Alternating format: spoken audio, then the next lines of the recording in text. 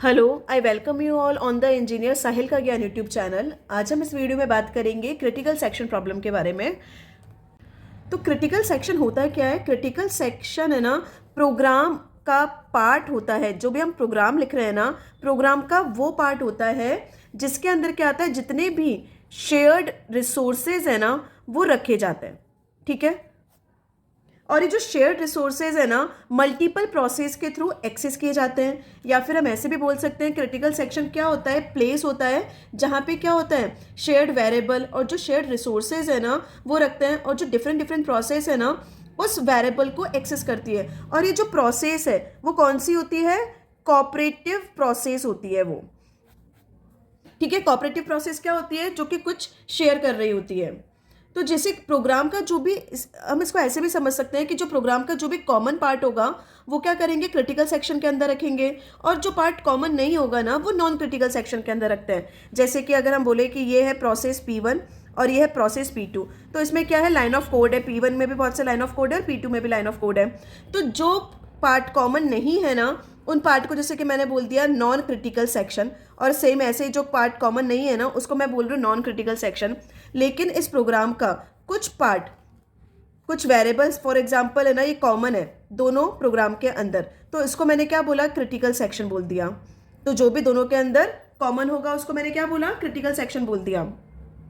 For example अगर मैं एक वेरिएबल लेती हूँ काउंट, काउंट यहाँ पे हो रहा है प्लस प्लस और यहाँ पर हो रहा है काउंट माइनस माइनस।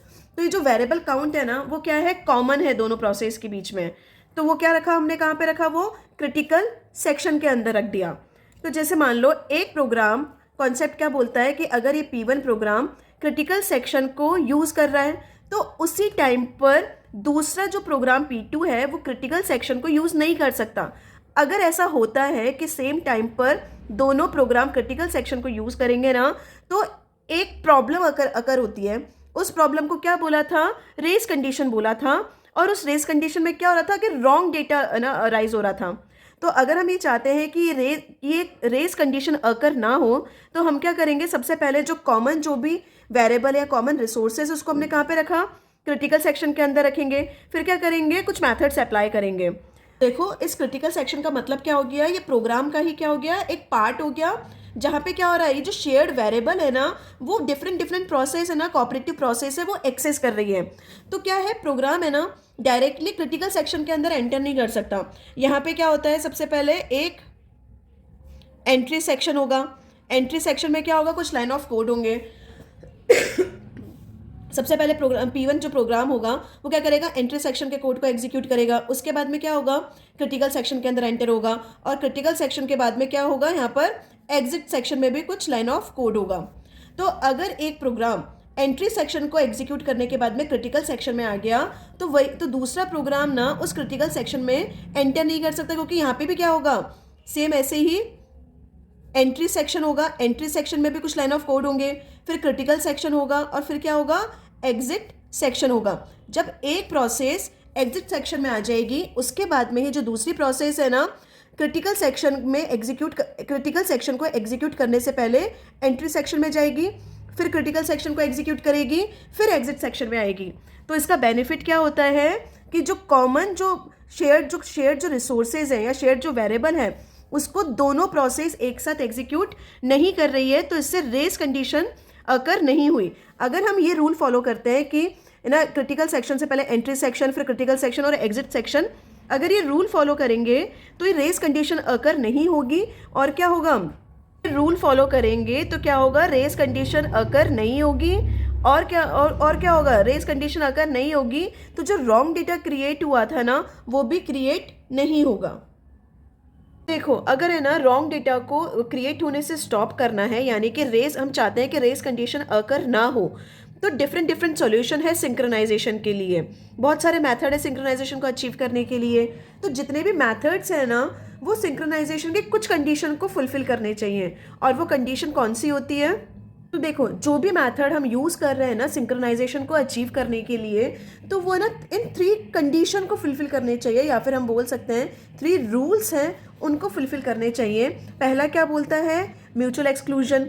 दूसरा क्या बोलता है, प्रोग्रेस। और तीसरा कौन सा रूल है, बाउंडेड वेट। अगर कोई भी मेथड इन तीनों कंडीशन या फिर इन तीनों रूल्स को फुलफिल करता है ना, तो वो बेस्ट सॉल्यूशन है सिंक्रोनाइजेशन के लिए।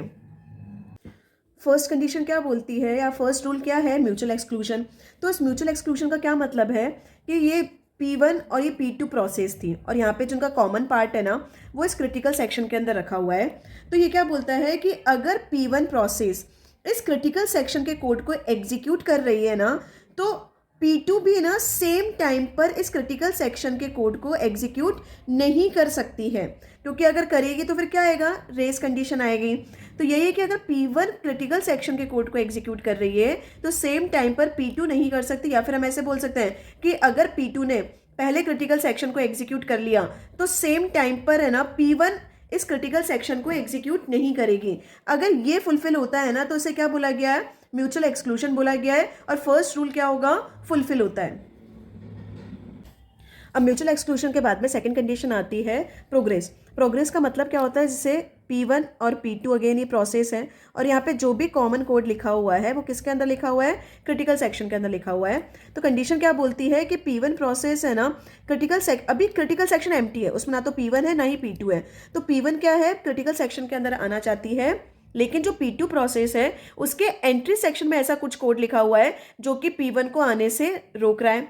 या फिर हम ऐसे भी बोल सकते हैं कि जो P2 प्रोसेस है वो क्या है? क्रिटिकल सेक्शन को यूज़ करना चाहती है, लेकिन ये जो P1 प्रोसेस है उसके एंट्री सेक्शन में ऐसा कोड लिखा है जो कि इस P2 प्रोसेस को क्रिटिकल सेक्शन के अंदर आने से रोक रही है। तो क्या है? ये प्रोग्रेस को बाउंड कर रहा है। यहाँ पे क्या है? प्रोग्रेस नहीं हो रही है। तो अगर कंडीशन क्या होनी चाहिए कि अगर P1 यूज करना चाहता है क्रिटिकल सेक्शन को तो जो P2 है ना वो उसे यूज करने दे।